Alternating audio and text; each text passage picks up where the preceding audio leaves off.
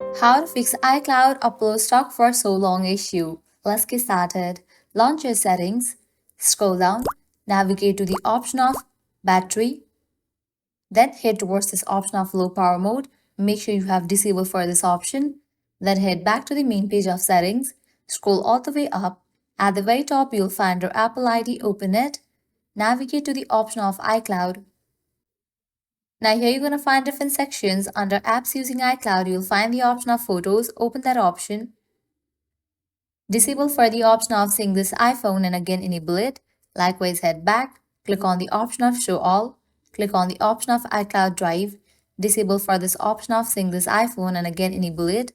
Then head back, go to this option of iCloud Backup, toggle off for this option, back up this iPhone, wait for a few minutes and enable it.